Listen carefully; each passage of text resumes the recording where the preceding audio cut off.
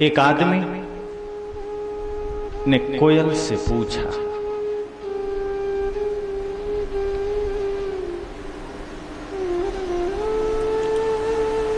एक आदमी ने कोयल से पूछा, तुम काले ना होते तो कितना अच्छा होता।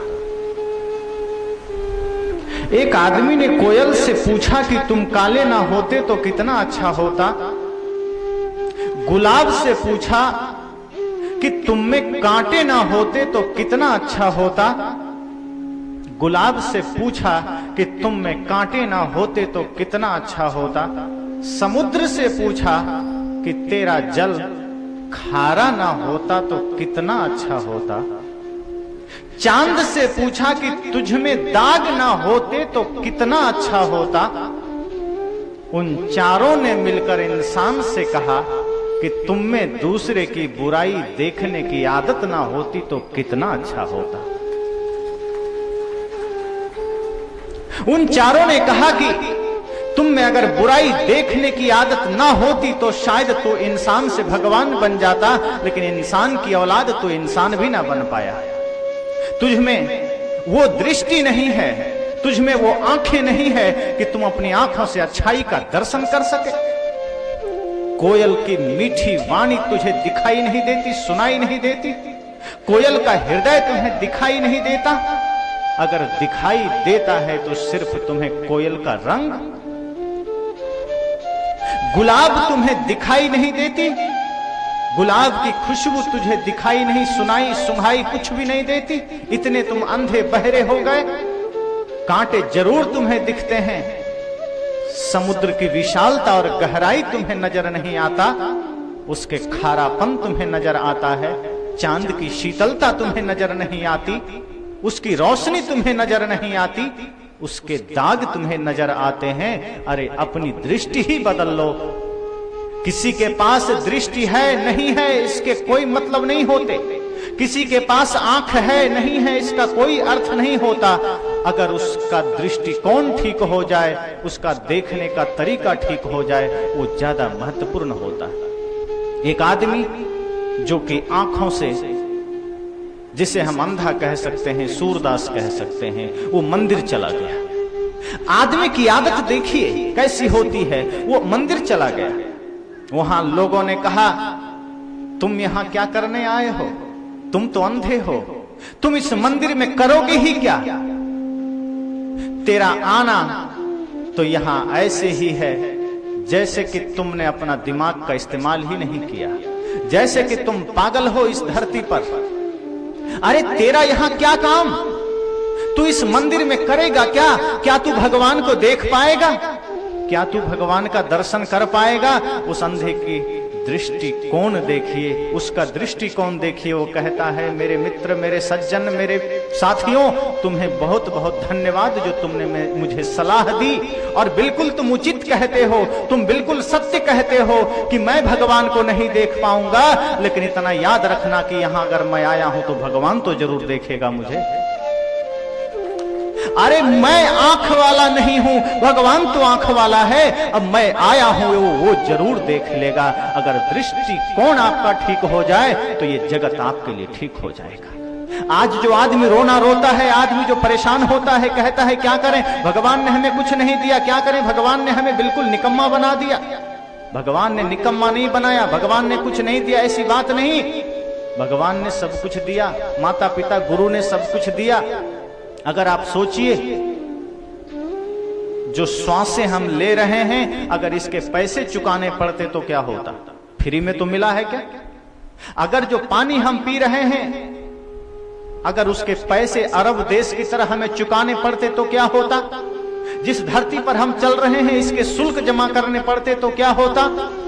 जो सूर्य का प्रकाश हमें मिल रहा है, इसका भी शुल्क चुकाना पड़ता तो क्या होता। ये सब तो मुफ्त में मिला है, फिर आदमी रोता क्यों है। हाथ मिली है, कान है, नाक है, पैर है, दिल दिमाग सब कुछ है। अब क्या शर्म भी नहीं कर सकता, अब क्या मेहनत भी नहीं कर सकता। भगवान मेहनत करके भी दे दे क्या। एक मौलवी जी मस्जिद गए, प्रार्थना कर रहा है, इबादत कर रहा है। या अल्लाह, तूने मुझे कुछ नहीं दिया, तूने मुझे कुछ नहीं दिया। बगल में एक भिखारी था, वो प्रार्थना कर रहा है अल्लाह से, या अल्लाह आपको धन्यवाद, आपने मुझे सब कुछ दिया। उस मौलवी ने थोड़ा लौट कर देखा, वो देखता है कि वो जो भिखारी है, वो जो गरीब है, उसके पास पैर नहीं है, हाथ बस है, पैर नहीं है, आंख है लेकिन पैर से वो अपंग है, विकलांग है। यद्यपि वो विकलांग है फिर भी वो कह रहा है कि आपने मुझे सब कुछ दिया। और ये मौलवी जो हाथ पैर सब कुछ सही सलामत है, ये कहता है आपने मुझे कुछ नहीं दिया। तब इसको एहसास हुआ कि जिस आदमी के पास पैर नहीं है वो भी कह रहा है सब कुछ दिया, और मेरे पास तो पूरा शरीर ठीक ठाक है फिर भी मैं रो रहा हूं कि मुझे कुछ नहीं दिया। ये तो मेरी नासमझी है। अरे मिला सब कुछ है, क्या नहीं मिला? सब कुछ मिला है।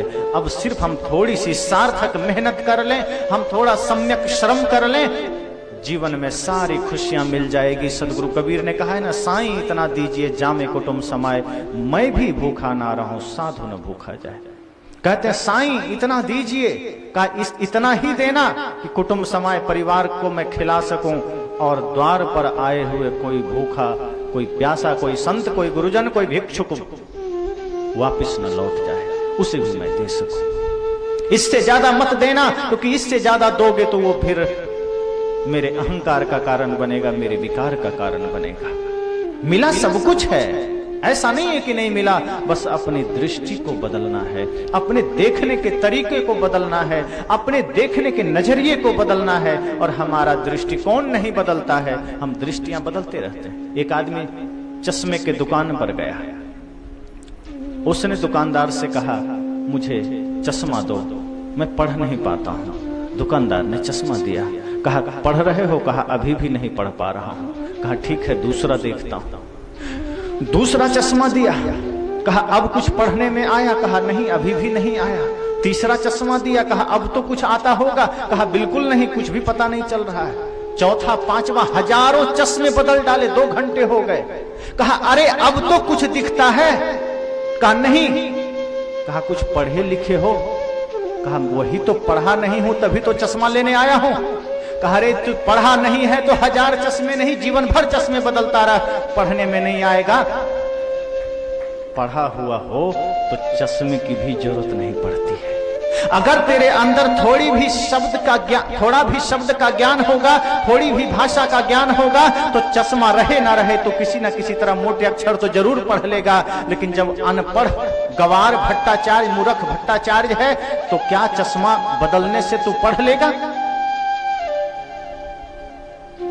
अगर नजरिया ही बदल जाए, देखने का तरीका ही बदल जाए, तो वही एक व्यक्ति को, इस जगत को देखने का तरीका मैं बताता हूं। सुबह से एक व्यक्ति जगता है, इसी सुबह के सूर्योदय को उगते हुए देखता है, तो एक आदमी ये संकल्प करता है कि जिस प्रकार यह सुबह का सूर्योदय हो रहा है, इसी प्रकार हमारे जीवन का सूर्योदय हो रहा है। एक आदमी का दृष्टिकोण यह है कि उगते हुए सूरज को वो देखता है तो ये कहता है कि जिस प्रकार यह प्रातः काल में सूर्योदय हो रहा है, इसी प्रकार हमारे जीवन का सूर्योदय हो रहा है। और जैसे दोपहर होती है ऐसे ही हमारे जीवन की दोपहर होती है, और जैसे सूर्यास्त होता है ऐसे ही मृत्यु के रूप में जीवन का अस्त हो जाता है। लेकिन उसी सूर्योदय में एक चोर ये संकल्प लेता है कि हमारा दिन आरंभ हो रहा है, अब धीरे धीरे दोपहर होगी और फिर शाम होगी और रात होगी, तो मुझे चोरी करने का मौका मिलेगा। उसी दिन को एक चोर अपने तरीके से देखता है, उसी दिन को एक साधक अपने तरीके से देखता है, उसी दिन को एक व्यापारी अपने तरीके से देखता है, उसी दिन को एक बिजनेसमैन, एक ऑफिसर, एक पुलिस अपने तरीके से देखता है, एक गृहिणी अपने तरीके से देखती है, एक शिक्षक अपने तरीके से देखते हैं, एक बच्चा अपने तरीके से देखता है, एक क्रिकेटर अपने तरीके से देखता है। जगत वही होता है, सूर्य वही होता है, मौसम वही होते हैं, देखने का तरीका बदल जाता है। महाभारत की वो कथा तो याद होगी, मैं बराबर कहा करता हूं, जब कौरवों और पांडवों की शिक्षा पूरी हो गई तो द्रोणाचार्य ने कहा मैं दोनों का इम्तिहान लूंगा। और इम्तिहान ये है कि एक पेड़ है, उस पर मैंने चिड़िया रखी है और तुम सभी लोग मेरे अगल बगल खड़े हो जाओ और उस चिड़िया के आंख में बाण चलाना है, बाण मारना है। दुर्योधन पहले आ गया, कहा पहले मैं मारूंगा। द्रोणाचार्य ने कहा कोई बात नहीं, आ जाओ। हाथ में धनुष लिया, बांध लिया और बिल्कुल तान ही दिया था। द्रोणाचार्य ने कहा रुको, इतनी भी जल्दी क्या है? कहा अब रुकने का सवाल क्या है, आगे पेड़ है, चिड़िया है, बाण हमारे हाथ में है, बस चला ही देते हैं, अभी देख लीजिए 1 मिनट में। द्रोणाचार्य ने कहा जरा धैर्य रखो, इससे पहले कि तुम बाण चलाओ, इससे पहले कि तुम बाण का अनुसंधान करो, मेरे कुछ सवाल हैं। उसने कहा यहां कौन सा सवाल? अगर सवाल ही करना था तो वहीं कुटिया में कर लेते, आप तो यहां प्रैक्टिकल करवाने आए हैं, अब ये कैसी परीक्षा? कहा शांत